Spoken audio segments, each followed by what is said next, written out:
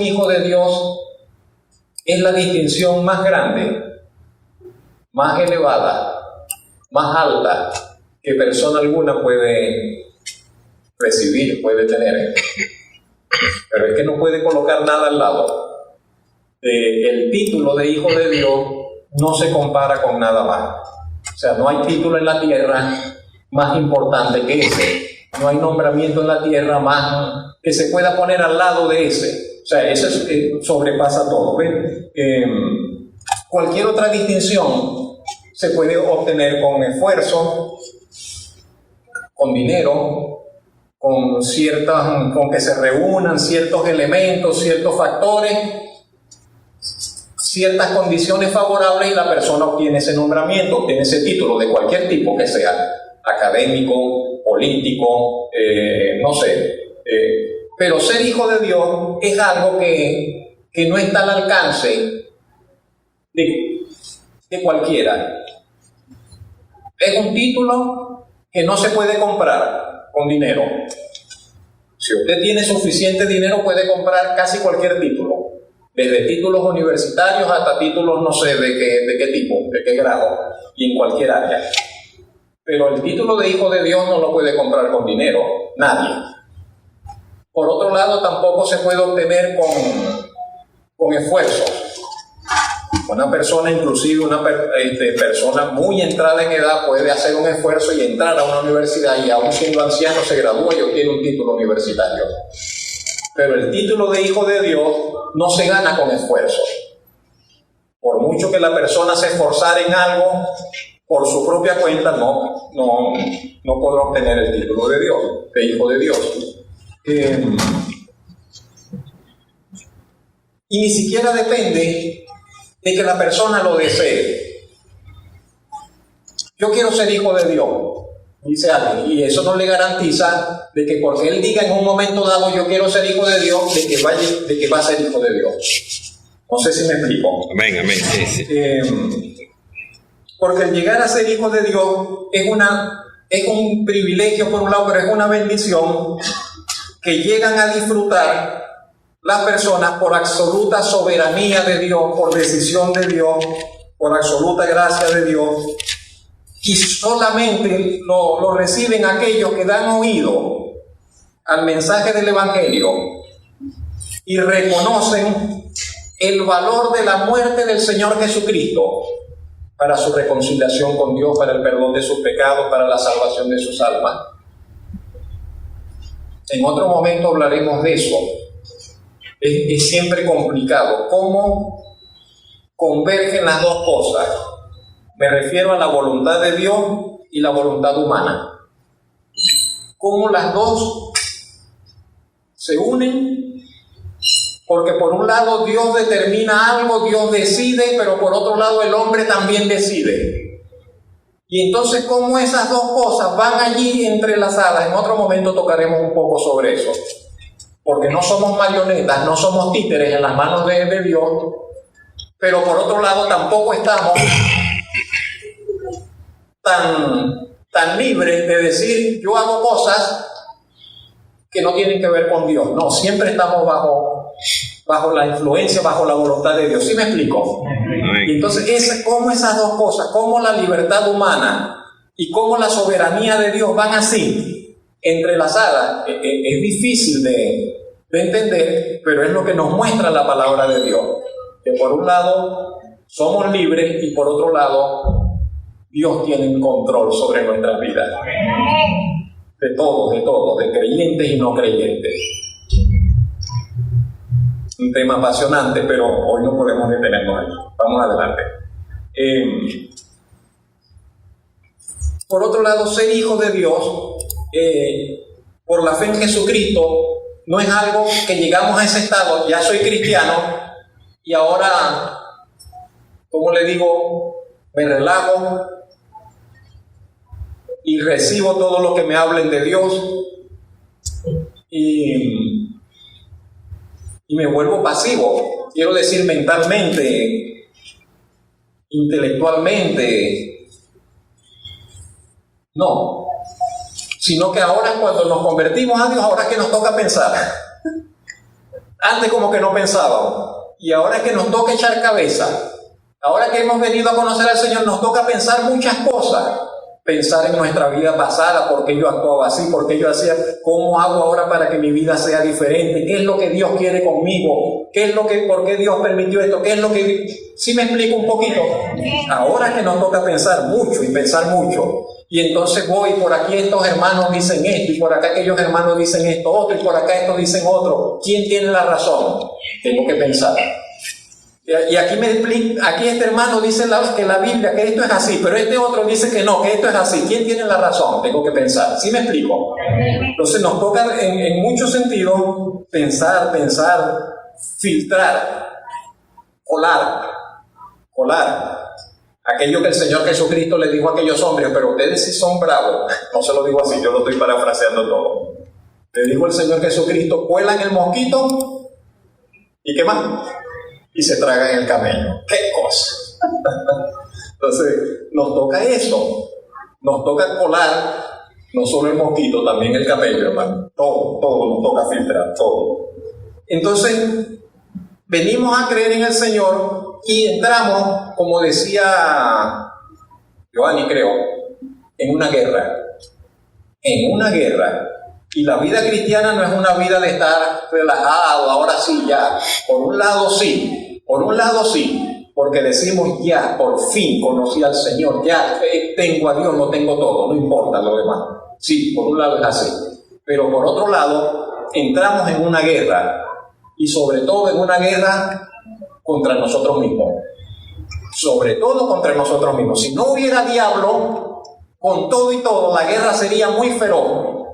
Porque sería contra nosotros mismos, contra nuestra naturaleza carnal, contra nuestro hombre, nuestro cuerpo de pecado, contra las inclinaciones depravadas de nuestro corazón, porque todos tenemos todavía un corazón que busca para el mal. Entonces sería una guerra en todo caso. Una guerra para establecer las convicciones de la nueva vida en nosotros. Conocemos al Señor, reconocemos a Dios como nuestro Salvador, como nuestro Rey, como nuestro Dueño. Nos reconocemos suyos, pero ahora nos toca trabajar para que las convicciones de la palabra de Dios se establezcan allí. Y eso no llega solo. Ahí es donde quiero llegar. Eso no llega solo. Hay que trabajar, hay que abonar, hay que desmalezar el corazón, hay que quitar la piedra del corazón, hay que sembrar acá, hay que luchar acá. ¿Sí me explico? Para que la palabra de Dios se establezca en nuestros corazones. Eso no llega solo. Es permitir que el Espíritu Santo obre en nosotros. Ese Espíritu Santo del cual muchos hablan, ese Espíritu Santo cuyo obrar es misterioso, porque el Señor Jesucristo dijo es misterioso, es como el viento, no sabemos de dónde viene, no sabemos a dónde va, pero se siente su presencia. Entonces así obra el Espíritu Santo, y silenciosamente, y no es un asunto de escándalos, no es un asunto de bochinches, no es un asunto de arrebatos emocionales, no es un asunto de conductas irracionales, pero es un asunto de permitir que el Espíritu Santo nos transforme. Y eso, en primer lugar, eso viene a ser el Espíritu Santo en nuestras vidas. Amén. A santificarnos y a transformarnos en semejanza al Señor Jesucristo.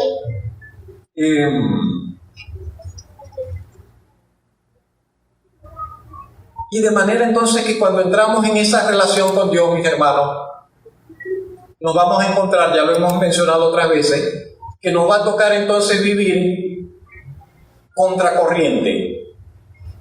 La sociedad, el mundo, la vida va en un sentido y nosotros vamos hacia el otro. La cultura, todo lo que nos rodea va en un sentido, una corriente que se mueve muy fuerte. Y nos toca a nosotros ir en sentido contrario. Y todo el mundo va hacia allá y nosotros tenemos que ir en el contrario. Y todo nos dice, vente para acá, y nosotros le decimos, no, tengo que ir hacia el otro. Y ese contracorriente es difícil. Y ese contracorriente es fuerte, y es una lucha, y agota, y etcétera, todo lo demás. Pero de eso se trata la vida cristiana. De eso se trata la vida cristiana en este mundo. Ir en un sentido contra la corriente, y eso se vuelve inevitable. O sea, Es inevitable. Es inevitable. Si queremos agradar al Señor, es inevitable que vayamos en contra de la corriente. Porque como cristianos entonces nos encontramos que estamos llamados a ir en oposición al mundo que nos rodea, al sistema que impera en la sociedad, no solo en lo político, pero en lo cultural, en lo filosófico, en lo moral, lo que llamamos la cultura de antivalores. El mundo está lleno, el sistema, todo lo que nos rodea está lleno de antivalores. La ley de la oportunidad, la ley del más vivo, la ley de no sé qué, de sacar provecho de todo. O sea, es un asunto de conveniencia.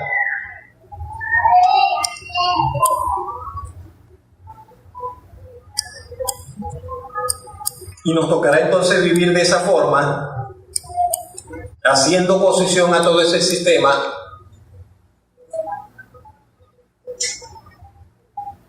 no como rebelde, no como gente que se rebela y que desprecia a los demás. No es esa la actitud a la cual nos llama el Señor, ni a despreciar a los demás, ni a agredir a los demás.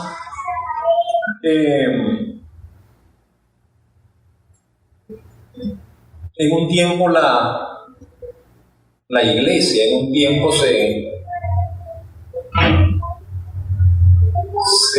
hizo pues del poder político, del poder económico. Fue un tiempo muy malo para el cristianismo y para la iglesia, porque no es esa la esfera a la cual el Señor nos llama a movernos. Y en todos estos casos, como en todos los asuntos de la vida cristiana, ¿de dónde vamos a sacar el ejemplo? ¿De dónde tenemos que sacar el ejemplo para nuestro vivir? ¿De dónde tenemos que sacar el ejemplo para cómo enfrentar la oposición o cómo hacerle frente al mal? Y tenemos que decir del Señor Jesucristo nuevamente. El ejemplo máximo siempre tiene que ser, tenemos que tratar de encontrarlo en el Señor Jesucristo, en la forma como el Señor Jesucristo vivió, en la forma como el Señor Jesucristo se condujo, en la forma como el Señor Jesucristo se expresó. Cuando nosotros vemos la vida del Señor Jesucristo, una de las cosas que salta a la vista en las páginas del Evangelio es que el Señor Jesucristo estuvo todo el tiempo en conflicto. El Señor Jesucristo todo el tiempo estuvo enfrentando conflicto, oposición. Estuvo todo el tiempo como en guerra, en un persistente y en una constante oposición. Los enemigos del Señor eran muchos. Los enemigos del Señor no eran uno ni dos, eran muchos, realmente eran muchos. Y saben, buscaban como enemigos, buscaban la forma de hacerle caer. Le perseguían, le estudiaban, lo vigilaban, le montaban cacería, buscaban, veían la forma. Él habla así, vamos a buscar por acá. Él hace esto, vamos a buscar por acá. Planificaban, hacían reuniones de ellos para ver cómo hacían para destruir al Señor Jesucristo, literalmente. Y ya al final dijeron, tenemos que matarlo. Y así dijeron, tenemos que ver cómo hacemos, pero este hombre hay que matarlo. Así hablaron la gente que enfrentó al Señor Jesucristo, a nuestro Señor, a nuestro líder, a nuestro Rey, a nuestro Salvador. Y hay algo allí que no lo tenía anotado por allí, pero hay algo que recuerdo en este momento que dijo el Señor Jesucristo. El Señor Jesucristo dijo algo así, algo parecido. Fíjense bien, porque si esto hacen con el árbol verde, que era Él, dice que no van a hacer con el árbol seco, que somos nosotros. Si a mí me han tratado así, ¿cómo creen que nos van a tratar a ustedes?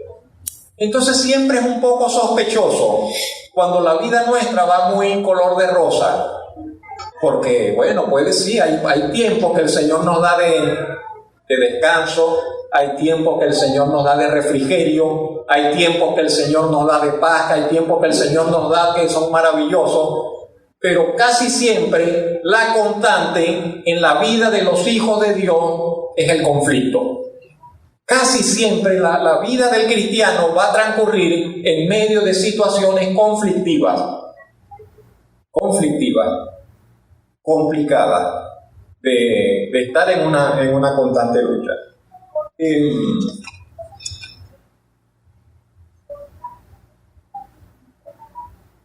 Solo menciono entre los casos que le presentaban, porque entonces le llevaban casos al Señor Jesucristo.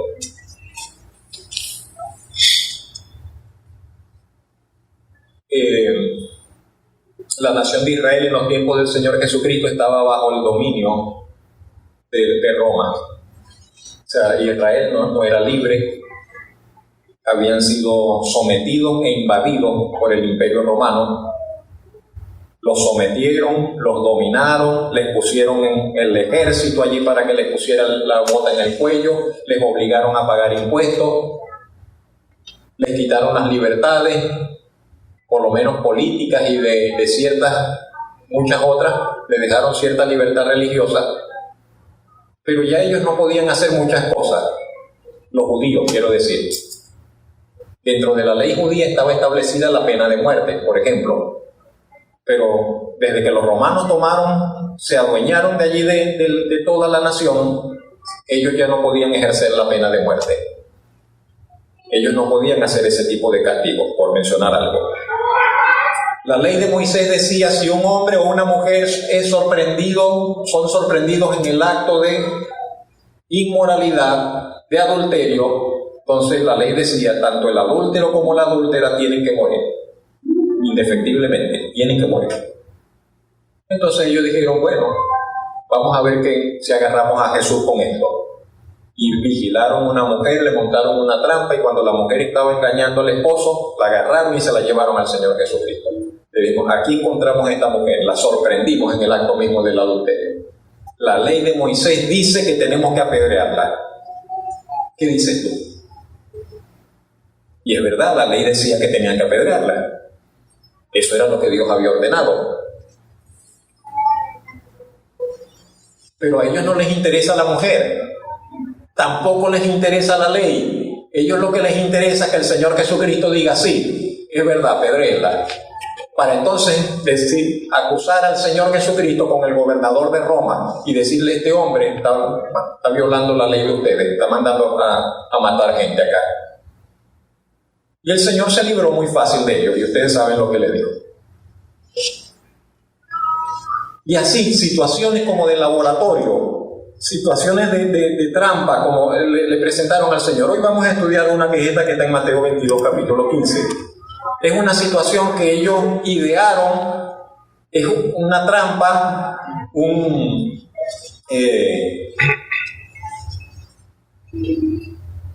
una situación allí fabricada para tratar de enredar al Señor Jesucristo.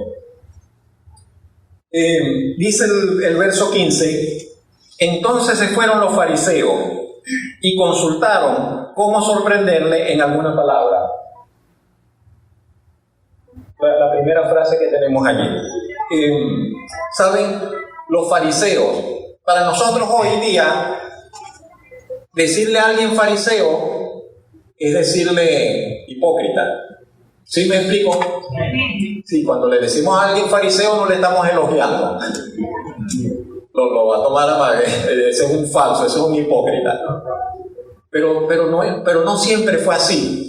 Y se le dice así precisamente por la forma, por el trato que los fariseos asumieron para con el Señor Jesucristo. Pero los fariseos en sus inicios fue un grupo muy bueno. En sus inicios, cuando surgió el grupo de los fariseos, era un grupo muy bueno. Fue en los tiempos antes de la venida del Señor Jesucristo. El grupo de los fariseos surgió entre ese espacio que está entre el Antiguo Testamento y el Nuevo Testamento, entre unos 200 años antes del Señor Jesucristo. La palabra fariseo significa separados. A ellos le decían los separados. Pero era como decir que nosotros dijéramos hoy los santurrones o los santos. Los santos. ¿Por qué? Porque en ese tiempo, el imperio griego se estaba extendiendo por todas partes. La cultura griega se fue extendiendo por todas partes. Alejandro Magno, conquistador, arrasando, imponiendo la cultura griega en todos lugares, y también llegó a Israel. Y entonces había comenzado en la nación de Israel un proceso de helenización. Se estaba metiendo toda la cultura griega y estaban sacando la cultura judía. Estaban olvidando la ley de Dios, que estaban haciendo a un lado todo eso, y se estaba todo, vamos a decir en términos de nosotros, se estaba todo mundanalizando, para que nos entendamos. El pueblo de Israel se estaba mundanalizando, y un grupo de personas preocupadas por esa situación de que el pueblo de Dios se estaba volviendo mundano, se estaba helenizando, se estaba volviendo griego, como la gente que no conoce a Dios, dijeron tenemos que hacer algo. Y comenzaron un movimiento como de reforma, un movimiento como de, hey, tenemos que rescatar la palabra de Dios, tenemos que rescatar lo que Dios nos dijo, tenemos que cuidar lo que Dios nos ha dado, la herencia de Dios que nosotros tenemos. Y esos fueron los fariseos, junto con otro grupo. Comenzaron a enseñar la palabra de Dios, comenzaron a enseñar, comenzaron a cuidar, comenzaron a tratar de que, para que no se viniera todo abajo. De manera que era un grupo muy bueno en sus inicios, junto con otros. Por muchos años, los fariseos se caracterizaron por su fiel apego y por su celo hacia la palabra de Dios, hacia la ley de Moisés. Pero usted sabe que las personas, el ser humano no es constante. Y no permanecemos si estamos aquí, no nos quedamos en ese estado, sino que la propensión del corazón humano, la propensión del ser humano es decaer. Con mucho esfuerzo subimos y muy fácil nos vamos abajo. Usted lo sabe, que con mucho esfuerzo nosotros vamos edificando, vamos subiendo, y si nos descuidamos y dejamos, es más fácil bajar que subir. Y así sucedió también con el grupo de los fariseos. De repente ellos comenzaron y todo muy bien, pero se fueron endureciendo, se fueron volviendo más políticos que temerosos de Dios, se fueron volviendo más, como decir, dueños del poder y de mandar a los demás y de creerse superiores que los demás, porque de hecho sabían más que los demás, pero eso les llenó de orgullo. Eso les llenó de prepotencia, comenzaron a menospreciar a los otros, su corazón se endureció y el corazón de ellos dejó de ser recto para con Dios y degeneraron en ese grupo que tenía esas características en los tiempos del Señor Jesucristo. Casi que unas mafias de poder, casi que unos grupos elitescos que menospreciaban a los otros, que decidían, que se movían más políticamente que espiritualmente. Pero no todos eran así. Usted recuerda a Nicodemo. ¿Recuerda a Nicodemo? Y Nicodemo era fariseo. Y era un buen hombre. Y con un buen corazón. Pero la mayoría de los fariseos no eran como Nicodemo, sino que eran de la otra forma. Se dedicaban a enseñar la ley de Dios en la sinagoga, los fariseos. Algunos de ellos formaban parte del Consejo de Justicia. Nosotros tenemos el Tribunal Supremo de Justicia, TCJ. Ellos tenían el Consejo de Justicia judío. ¿Ve? Se llamaba el Concilio, también se le llamaba Sanedrín. Y muchos de los fariseos formaban parte de ese Consejo de Justicia judío, de ese Concilio o Sanedrín, donde se tomaban las decisiones máximas de la nación. A este grupo de los fariseos pertenecían la mayoría de los escribas. Los escribas eran los encargados de copiar la ley. Usted recuerda que la ley no había imprenta, hasta se copiaba todo a mano, etc. Entonces la mayoría de los escribas, de los encargados de escribir la ley y transmitirla, eran de los fariseos, del grupo de los fariseos. ¿Qué otra cosa decir? Bueno, eso por... Allí se menciona también...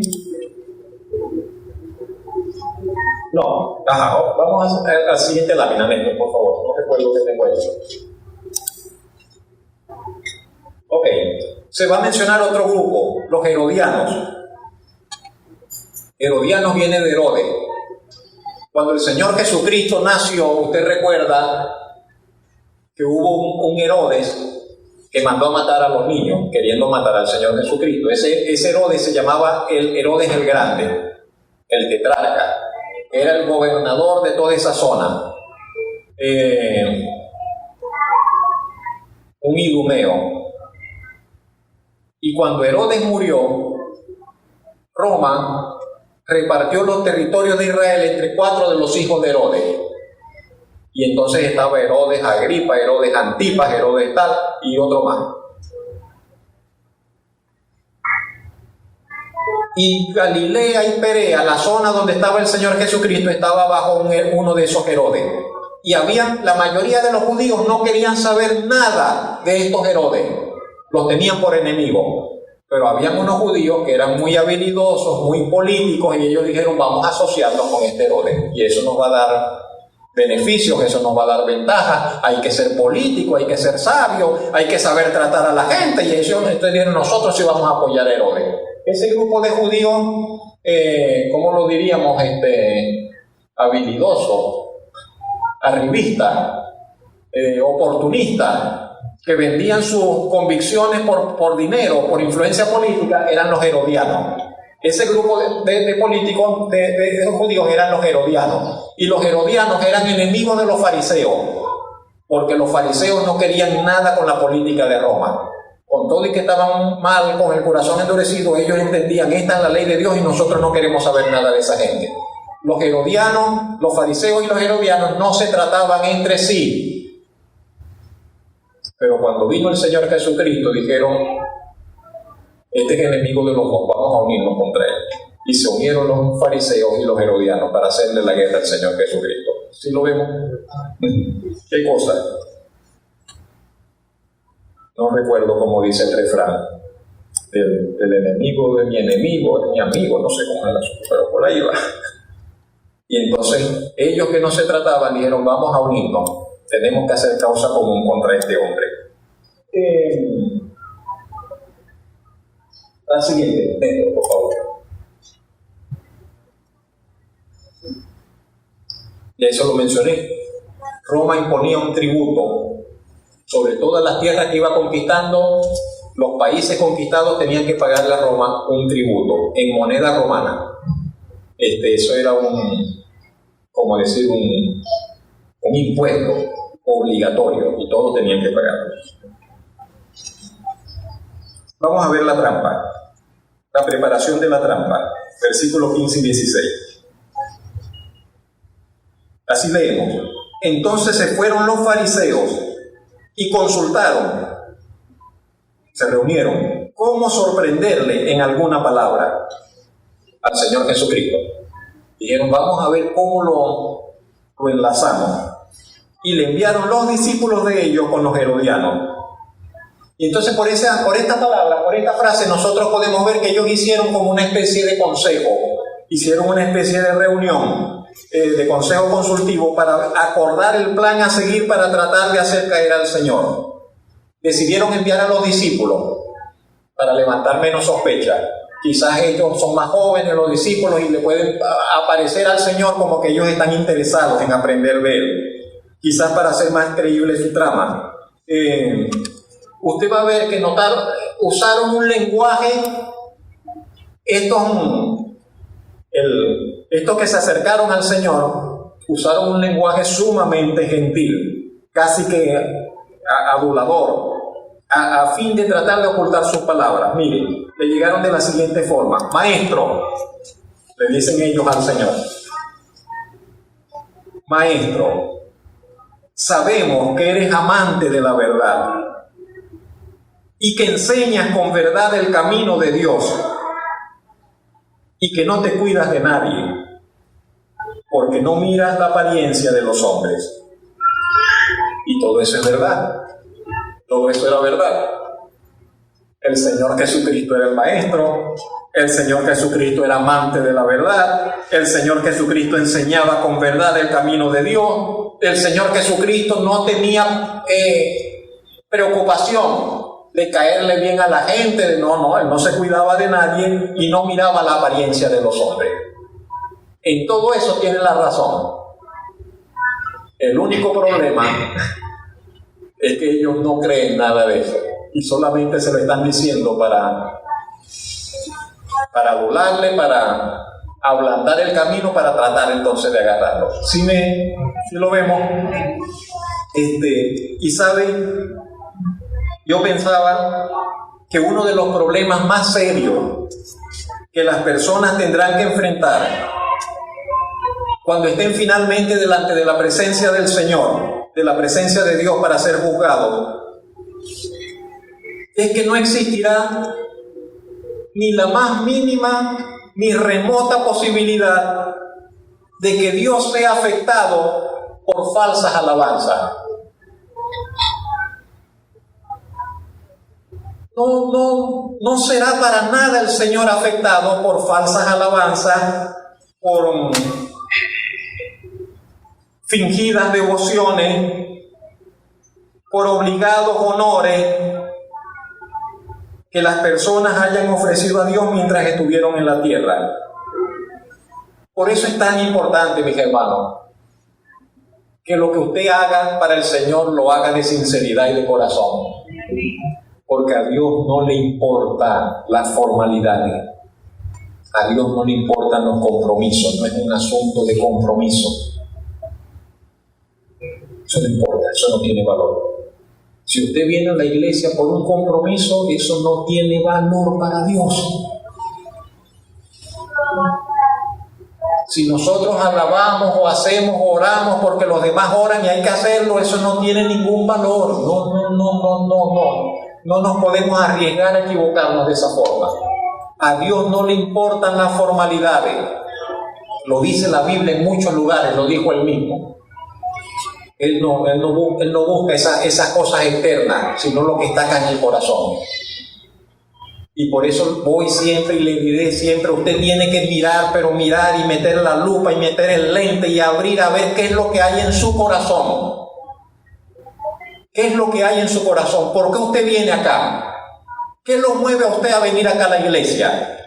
Porque si usted viene por cumplir con su familia, si usted viene para cumplir conmigo, para cumplir con otro, ese cumplir no le vale de nada. No venga para cumplir, es mejor que no venga. Y yo no sé si le digo algo si estoy equivocándome honestamente al decirlo, pero lo que le quiero enfatizar es que el compromiso no basta y no sirve. Tenemos que buscar, tenemos que tratar de asegurarnos de que venimos de sinceridad delante del Señor y de abrirle y decirle, Señor, estoy acá y usted sabe todo y me cuesta esto, Señor, pero yo quiero acercarme, yo quiero aprender, yo quiero adorarle, yo quiero en verdad tener comunión con usted. Y decirle, Señor, sí, no siento su presencia, pero yo quiero aprender a vivir por fe, yo quiero... ¿Sí me explico? Tenemos que sincerarnos, eso es vital. Porque solamente esas cosas que hagamos de sinceridad y de corazón para el Señor serán las que tendrán cabida ya en la presencia del Señor. Las otras cosas no. El Señor jamás se ha conformado con formalidades y reconocimientos a manera de cumplido que no nacen de la sincera disposición de la voluntad y el corazón. ¿Qué dice Juan 4:24? ¿Lo recuerdan? Dios es espíritu. ¿Y qué más? Y los que le adoran en espíritu y en verdad es necesario que adoren. Así lo dijo el Señor Jesucristo. Dios es espíritu y los que le adoran en espíritu y en verdad es necesario que adoren. Dios no quiere ritos, Dios no quiere formulismo vacío de nuestra parte. Él desea, demanda y espera un verdadero reconocimiento de parte nuestra, verdadera gratitud, verdadera alabanza, verdadera adoración de cada uno de nosotros. En segundo lugar, mis hermanos, vamos a ver la pregunta: Ellos le llegaron, le adularon, le dijeron todo eso y le lanzan la pregunta. Después que pretendían ablandar el camino, ahora le lanzan la pregunta, el lazo, la trampa. Y como mencionamos, la intención de esa pregunta no era aprender. Mucha gente se acercaba al Señor y le preguntaba cosas para aprender. ¿Cuántos no quisiéramos tener la posibilidad de preguntarle al Señor? ¿Qué le preguntaría usted al Señor? ¡Qué maravilla! Hombre, que no hubiéramos dejado de preguntarle, Señor y esto, Señor y aquello, Señor y esto, Señor explícame esto. ¡Qué bendición! Todavía hoy podemos preguntarle. Todavía hoy podemos preguntarle. Pregunte y ore. Pregunte y lea la palabra. Pregunte y piense. Piense, ore y Dios responderá. La intención de la pregunta entonces no era para aprender. Era, usted sabe, tratar de obtener algo allí con lo cual ellos poder perjudicar al Señor. Y estaba planteada de tal forma esta pregunta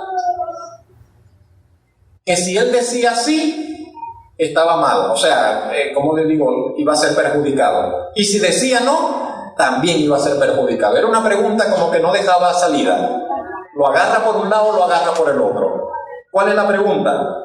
Le dicen, dinos pues, ¿qué te parece? ¿Qué piensas? ¿Es lícito dar tributo a César o no? Y recuerde que fueron los fariseos y fueron los herodianos, para aparentar que como que era un conflicto que tenían ellos, porque los fariseos piensan que no se debe dar y los herodianos piensan que sí se debe dar. Bueno, vamos a decirle al maestro, que el maestro nos diga quién tiene la razón, ustedes con nosotros, pero todo eso es un teatro, todo eso es un teatro, es una dramatización lo que ellos tienen allí para tratar de agarrar al Señor. Si el Señor decía que sí, que era lícito, entonces le van a decir a todo el pueblo, el maestro que ustedes siguen apoya a Roma, para ponerlo en contra del pueblo. ¿Lo vemos?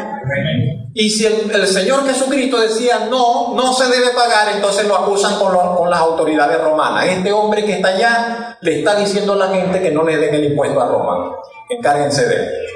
Ese era el planteamiento. Y era entonces, como le digo, como una calle ciega, no tiene salida. Sabe que el enemigo de Dios, que también es el mismo nuestro enemigo, el enemigo de Dios es nuestro enemigo, el enemigo de nuestras almas, Satanás, que el Señor lo reprenda. ¿Sabe que él es un experto cazador? ¿Sabe que Satanás es un experto cazador?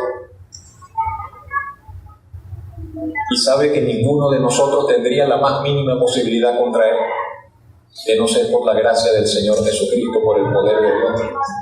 Pero no hay manera de que una persona le gane en astucia.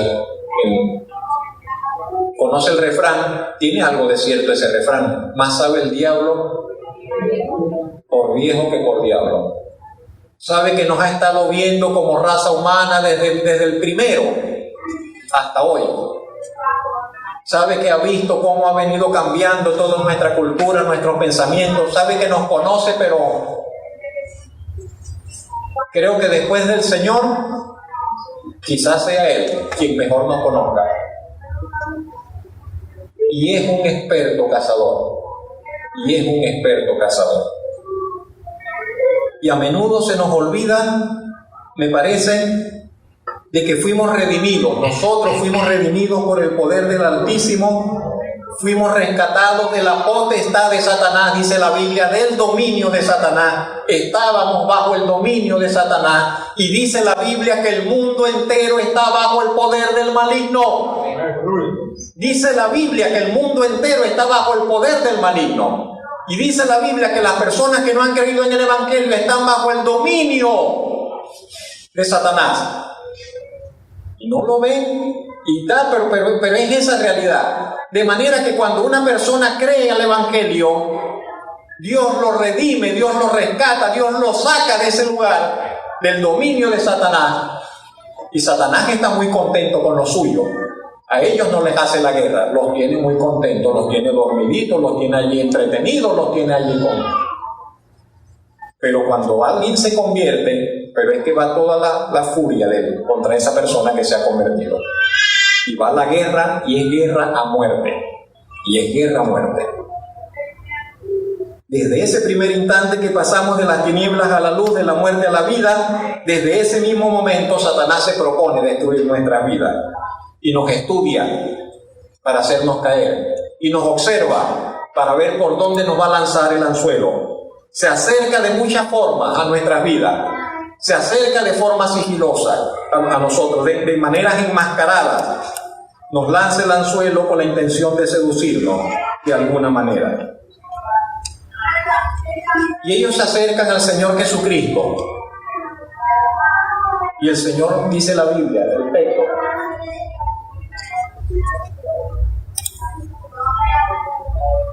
conociendo la malicia de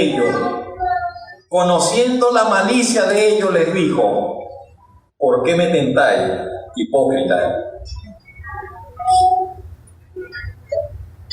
Me gusta el Señor Jesucristo en todos sus aspectos.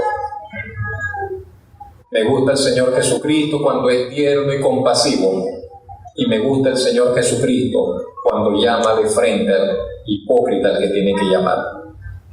Y lo desnuda bien.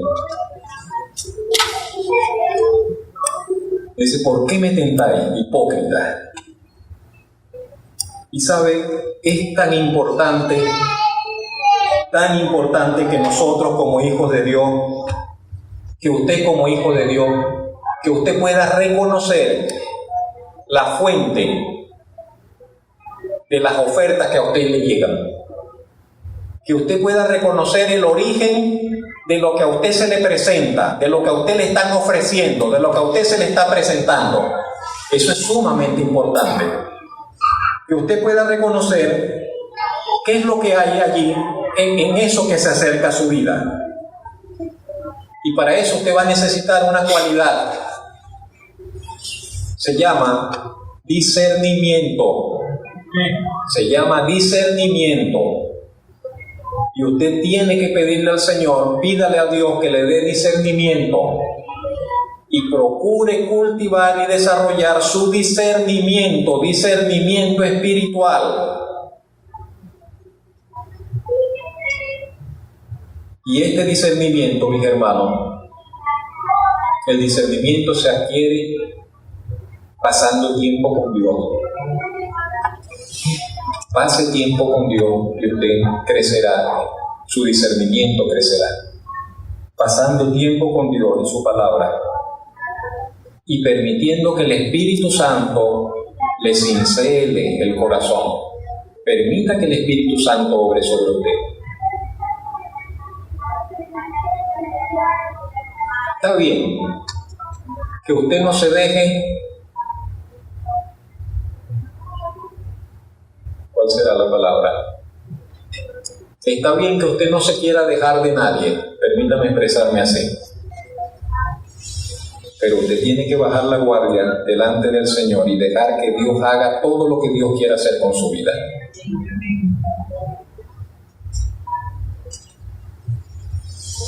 Usted tiene que bajar la guardia delante de Dios y dejar que Dios haga lo que tenga que hacer con usted. Que Dios le dé donde tiene que darle, que Dios golpee, que Dios quite, que Dios cincele, que Dios haga lo que tiene que hacer con usted. Con su carácter, con su corazón, con su forma de ser. Hay una imagen allí, hermano, del príncipe de los predicadores, Charles Spurgeon. Él dijo la siguiente: el discernimiento es la capacidad de distinguir la verdad de la casi verdad. Me gustó esa definición. Dice, porque se parece tanto, esto se parece tanto a esto. Entonces dice, el discernimiento es poder distinguir la verdad de lo que casi parece verdad, de la casi verdad. Claro, de eso se trata. de distinguir lo genuino, lo que de verdad es del Señor y de aquello que no es. Esto parece bueno, pero no lo es. Esto me parece conveniente, pero realmente no lo es. Esto me parece una buena oferta, que me están haciendo una buena oferta, pero realmente, si usted le mete el ojo, si usted ora, si usted lleva eso a la presencia de Dios, quizás encuentre con que el Señor le dice que eso no es una oferta conveniente para su vida. Y eso puede ser cualquier cosa, desde una novia, un matrimonio, un trabajo, un empleo. Eso puede ser cualquier cosa. El mudarnos de un lugar para otro, eso puede ser cualquier cosa. Y entonces necesitamos ir al Señor. ¿Por qué se ríe, Jairo? Necesitamos ir al Señor y pedirle que nos dé discernimiento. Sí, también para Jairo.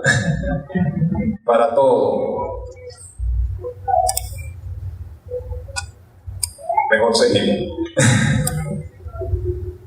Juan en su Evangelio nos dijo en Juan 2:25 que el Señor Jesucristo no tenía necesidad de que nadie le diese testimonio del hombre, de que nadie le recomendara, Señor, esta persona es así, esta persona es así, porque Él sabía lo que había en el hombre.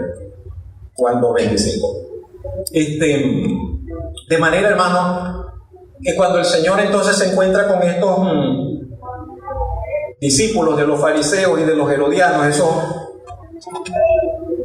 ellos no tenían la más mínima posibilidad de engañar al Señor. ¿Cómo van a engañar al Señor? Aquel que todo lo sabe y que ve todo lo que hay en los corazones de los hombres. Todos los pecados son malos, definitivamente. Pero usted sabe que hay pecados más malos que otros, más terribles que otros. ¿Estamos de acuerdo en eso? Mentir es malo, es pecado. Pero asesinar también es pecado, pero es más terrible. Y así. Pero todos los pecados son malos. Y pensaba sobre este asunto y este pasaje que la hipocresía es un pecado terrible. La hipocresía es un pecado pero terrible, maligno, destructivo, malintencionado. No sé qué más decir. Me gustó mucho una imagen que encontré por allí. Esa. La joven va al lado como que aparentándole que soy tu amiga, te quiero, te amo, y lo que va es una serpiente allí. Y esa es la hipocresía, y esa es la falsedad, y esa cosa es tan perversa, es tan maligna, y opera tanto. Alguien decía en las noticias de nuestro canal, de nuestro estado acá, en un canal acá de la zona, que hay mafias allí en Maracaibo, en ciertos barrios, y ellos van viendo las jovencitas que andan en las calles, y entonces ven una jovencita con cierto atractivo y se acercan a la joven y comienzan a regalarle cosas, comienzan a llevarle obsequios, comienzan a llevarle comida, comienzan a llevarle ropa, con el fin de seducirla y para prostituirla y luego ponerlas a trabajar en redes de prostitución. Y estamos hablando de las cosas que suceden aquí, donde nosotros vivimos. Pero no solo aquí, usted sabe que eso sucede en todo el mundo. Y entonces son esas cosas, ¿no? Entonces van seduciendo, es lo que hacen los políticos también, y van seduciendo y van ofreciendo dinero y van corrompiendo y van comprando voluntades a fuerza de dinero. Es una peste. Es una perversión, y a Dios tendrán que dar cuenta de todas sus cosas. Pero es eso. Qué cosa tan terrible, ese pecado. Y nosotros como hijos de Dios estamos llamados a vivir sin fingimiento. Romanos 12:9. El amor sea sin fingimiento. Viva usted honestamente y sin fingimiento. Y es preferible que a usted le digan puente roto a que usted sea un hipócrita. Puente roto, que nadie lo pasa. Conocí a un hermano así, era un hermano, pero en la iglesia hay que le decían puente roto, que era muy frontal. y decía las cosas y no le caía bien a la gente. Pero es preferible que a usted le digan así, no, ese es un puente roto, a que usted sea un falso. No, mejor es que usted exprese, que usted diga lo que tenga que decir, que usted piense lo que usted exprese, su pensar, que usted exprese su sentir. Pero hágalo con cuidado, hágalo con gentileza. Lo cortés no quita lo valiente. ¿Sabe que lo cortés no quita lo valiente? Entonces mejor exprese sus diferencias, pero hágalo con gentileza. Hágalo con gentileza, hágalo como la palabra de Dios nos amonesta a hacerlo. Pero en todo caso estamos llamados a vivir sin fingimiento. Vamos a ver un poquito la moneda. Punto número 3. El evangelista nos dice que el Señor les dijo, cuando le plantearon la trampa, ¿tenemos que dar tributo o no? El Señor les dice, muéstrenme la moneda. ¿Dónde? Pásenme una moneda. Mostradme la moneda del tributo. Y ellos le presentaron una moneda que se llamaba denario. El denario era una moneda de plata. Era una de las monedas más corrientes en ese tiempo que usaba el Imperio Romano. Era el equivalente al trabajo de un día, el equivalente a un día de trabajo de un campesino. No sé cuánto será hoy el día de trabajo, como que nosotros dijésemos, no mencionemos Venezuela porque aquí eso no existe. Aquí estamos, ustedes saben, destruidos. Pero lo que gana un obrero en un país normal, en una economía medianamente normal, en ese día de trabajo, ese era el equivalente del denario. La principal moneda del Imperio Romano estaba de plata, era hecha de plata, tenía la imagen, esa moneda tenía la imagen del nombre y el nombre del emperador. En ese caso y en ese tiempo era del emperador Tiberio César. Entonces esa moneda, esa imagen estaba allí. Pero esa moneda, mis hermanos, representa más que un simple elemento de intercambio comercial. Esa moneda, con toda su simbología, esa moneda con el hecho de estar acuñada allí, tener el sello imperial, la distinción imperial, el nombre del emperador, esa moneda representa con todo eso, en cierta forma representaba a Roma y representa un imperio, que es Roma. Roma era un imperio y representa a un dios, porque para los romanos y todos ellos el emperador no era un simple gobernante, el emperador era un dios y le adoraban y tenían que tratarlo como a un dios. Entonces esa moneda representaba al emperador, al César, a un dios, representaba un reino, y más que un reino representaba un imperio, y en el caso de Roma era el imperio más grande, más organizado, más fuerte, más poderoso que había conocido la historia humana hasta ese entonces. Roma como imperio superó a los babilonios, superó a los egipcios, superó al imperio persa. Roma estaba en la cúspide del poderío, lo que representaba el poder humano. O sea, todo lo que Roma abarcó, todo lo que hizo, las imponentes estructuras, la cultura, todo, una cosa asombrosa realmente. Y tenemos que también pensar, te diría, ¿usted cree que fue casualidad que el Señor Jesucristo naciera en los tiempos del Imperio Romano? ¿Por qué el Señor Jesucristo no nació en los tiempos del Imperio Babilonio, del Imperio Persa? ¿Por qué tuvo que ser en el Imperio Romano y en el auge, en el cenit, en la cima del poder del Imperio Romano? ¿Qué querría decir Dios con eso? Que en el momento en que Roma está en su punto más alto, en ese momento es que Dios envía a su Hijo al mundo. Hay todo un entramado allí significativo en ese hecho. Entonces por eso les digo que esa moneda representaba un sistema complejo, poderoso, de avanzada en lo político, en lo económico, en lo cultural, en lo filosófico, en lo sociológico y también en lo religioso. Y pienso que jamás insistiremos demasiado en la necesidad de que nosotros como hijos de Dios logremos entender, logremos comprender que una cosa es el mundo y su poder y otra cosa es el reino de Dios. Y otra cosa es el reino de Dios. Y que tiene que haber y hay realmente una separación absoluta entre lo que es el reino de Dios y los reinos de este mundo. Y usted recuerde que cuando el Señor Jesucristo estaba ante Pilato, y el Señor Jesucristo le dijo a Pilato: mi reino no es de este mundo.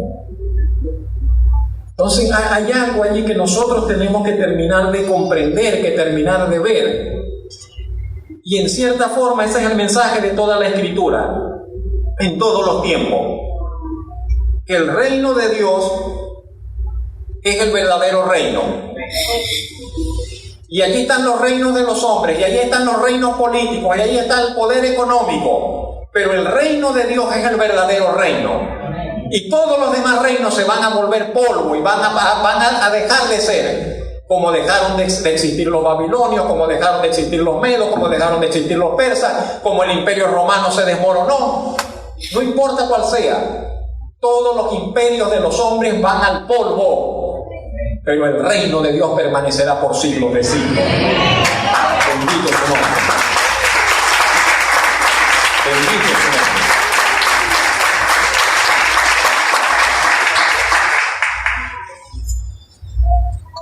Y la pregunta para nosotros: Roma y sus ciudadanos atesoraban esas monedas. Era su valía para ellos. Y nosotros, ¿qué tipo de moneda debemos atesorar nosotros? Ellos atesoraban la imagen del emperador. ¿Qué imagen? ¿Qué emblemas? Porque el cristianismo tiene sus emblemas. ¿Qué emblemas debemos atesorar nosotros? ¿Cuáles son los emblemas de poder y de valía que debemos buscar en nuestro vivir? Número 4, mis hermanos. La respuesta del Señor. Les presentaron la moneda y el Señor dice entonces, le pregunta a ellos: ¿de quién es esta imagen? ¿De quién es esta inscripción que está acá? De César, le dijeron. Bueno, está fácil. El Señor siempre la tiene fácil. Esto es muy sencillo. Dad pues a César lo que es de César. Ese dar es devolver. La palabra en el griego allí del Evangelio es: devuélvanle al César lo que es suyo. Esta imagen es de él, devuélvanse, ese es de él. Pero den a Dios lo que es de Dios. Dad a César lo que es de César y a Dios lo que es de Dios. Y con esa respuesta tan sencilla, el Señor desarmó todo el entramado, lo que ellos tenían de los adversarios. Y esa respuesta del Señor fue tan simple como contundente y eficaz. Y nos lleva otra vez a ese punto. Lo que es de Dios, es de Dios. Amén. Y nada tiene que ver con lo que pertenece al sistema de este mundo corrupto. Sí, vivimos en este mundo. Nos es necesario relacionarnos con los sistemas de este mundo. Nos es necesario participar en muchos sentidos. Tenemos que participar de la educación. Hay cristianos que en un tiempo dijeron: no vamos a enviar a nuestros hijos a las escuelas, y no querían participar de nada de eso, y se aislaron en comunidades, ustedes saben, ¿no? Y vivían aparte, todo aparte. Con todas las cosas que comenzamos a ver, yo no sé si tendremos que llegar a ese extremo otra vez. Pero tenemos que participar de la educación, tenemos que participar de la economía, hay que trabajar. Y nosotros no somos agricultores ni tenemos tierras para cultivarlas nosotros para ganar. Tenemos que participar de la economía, tenemos que participar de la política.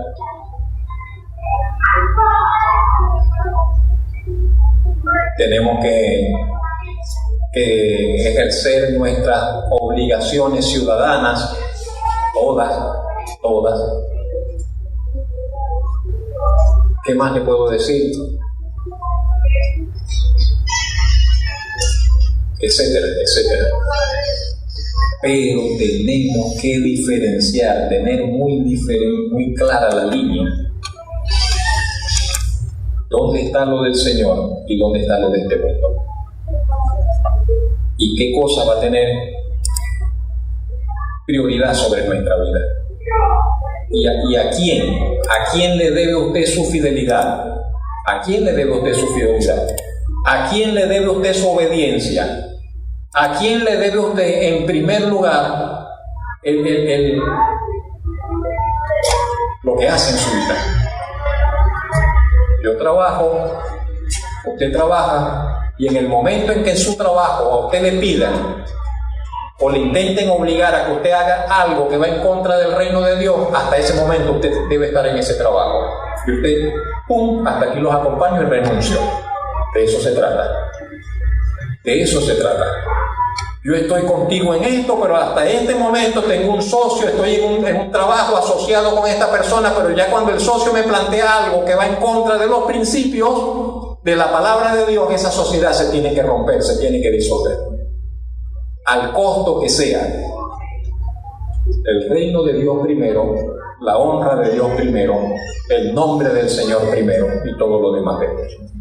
¿Sí me explico?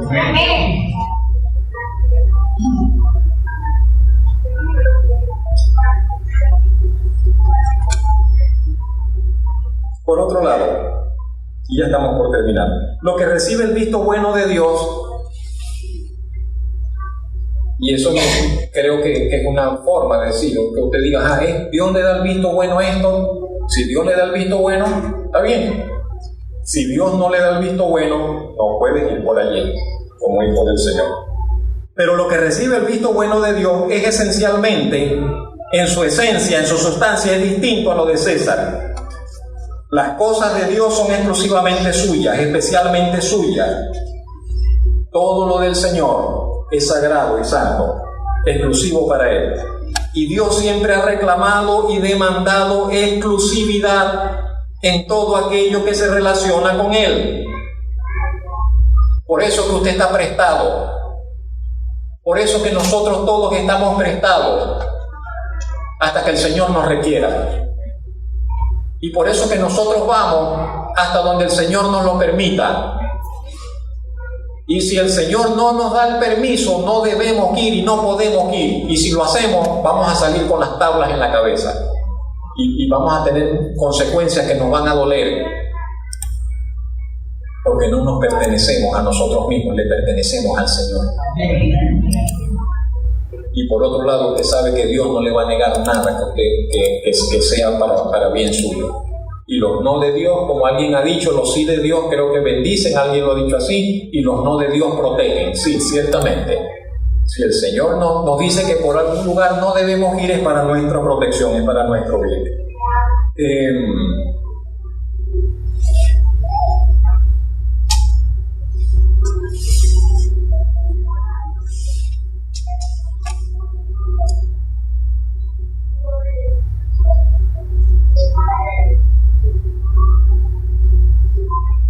Dar a Dios lo que es de Dios implica reconocer que la moneda de César no se puede dar a Dios, es indigna de Él, esa moneda es indigna del Señor. El Hijo de Dios tiene que aprender a entregar otro tipo de recurso a su Señor, uno que en verdad refleje la gloria y el honor que únicamente Dios merece como Rey y Señor de toda vida y de toda creación.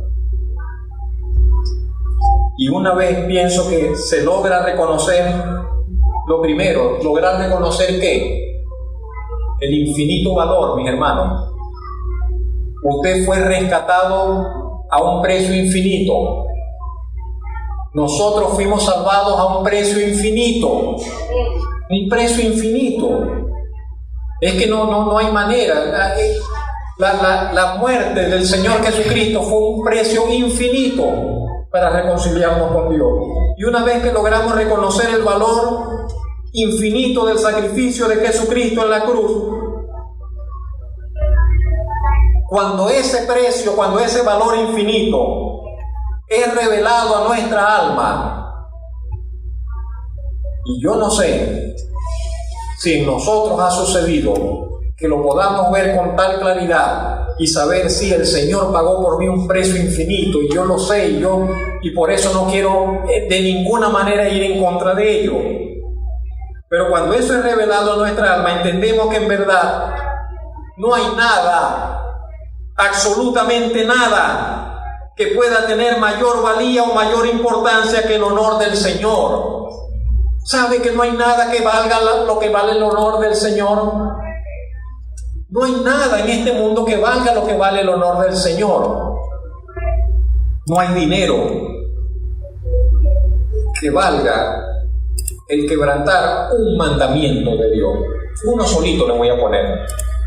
Pero es que no hay dinero, aunque usted se gane $10,000, $1,000,000, eso no vale de que usted falte a un mandamiento del Señor. No lo vale. Eso es simple dinero, eso es porquería. Los mandamientos de Dios son más preciosos que el oro. No hay dinero. Pero es que me van a ganar esto, me puedo ganar esto. No vale la pena. El Señor pagó un precio infinito por ti. Las riquezas del Señor son mayores. Las riquezas del Señor son más valiosas. No hay dinero que lo valga, no hay honor humano, no hay honor mundano, que me van a hacer presidente de esto. Pero si tiene que faltarle al Señor, déjale eso a otro. Eso no vale la pena. No, Dios tiene mayores honras para ti. No hay amistad, no hay relación política que lo valga. Tenga cuidado con sus amistades. Yo tengo muchos amigos no cristianos a lo largo de la vida, pero tengan cuidado, tenemos que tener cuidado con nuestras amistades. También he visto tristemente cristianos sentados en mesas donde no debieron jamás estar sentados, participando de reuniones donde jamás debieron participar de esas reuniones, estando en compartir cosas que son impropias, indignas, que no son aprobadas por Dios, y eso no es correcto. No hay relación política que lo valga, no hay oportunidad de ningún tipo que lo valga. Estoy terminando. El Señor Jesucristo derrotó la trama de sus adversarios y lo hizo definiendo. ¿Qué es lo que hizo el Señor? Definir con claridad: esto es de acá y esto es del Señor. Eso fue todo lo que él hizo. Con total claridad la separación que existe entre lo que se debe tributar a Dios y lo que es indigno de ese propósito. La victoria nuestra, la victoria suya, la victoria nuestra como hijos de Dios frente a las acechanzas del enemigo, frente a los engaños de este mundo y sus muchas esferas de corrupción, está en que podamos nosotros también delimitar con la ayuda de la palabra de Dios lo que pertenece a Dios y su reino, y diferenciarlo de lo que forma parte de los sistemas terrenales y que se mueven y articulan en oposición a los valores del reino de Dios. ¿Puede usted participar de los valores del reino de Dios en lo que hace? Adelante, glorifica al Señor en todo lo que usted haga. No puede usted moverse, vivir, están obligando a ir en contra de los valores del reino de Dios, ese no es su lugar. Que el Señor nos ilumine, que el Señor nos ayude por su Santo Espíritu, que el Señor nos dé el valor necesario para honrarle únicamente a Él con nuestro vivir. Señor, bendito Señor y Dios, le damos gracias por el registro del evangelista de esa experiencia que tuvo nuestro Señor Jesucristo. Le damos gracias, bendito Señor, porque en cierta forma estamos reflejados allí también.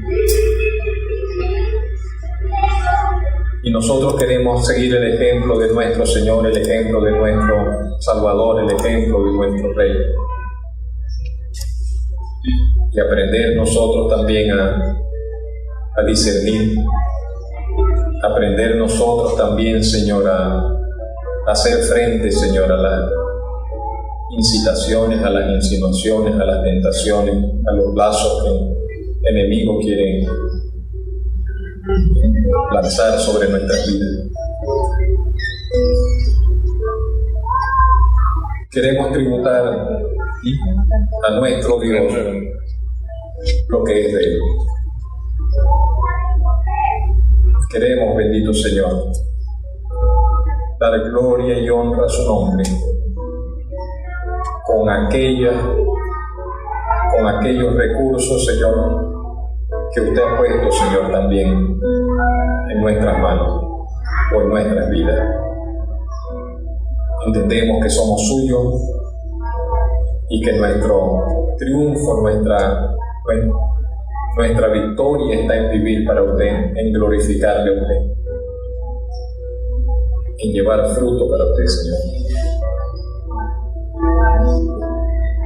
Límpianos, santifíquenos todavía más. Y ayúdenos, Señor, a honrar y glorificar su nombre con nuestro vida. Le damos gracias, Señor, en Cristo Jesús. Amén.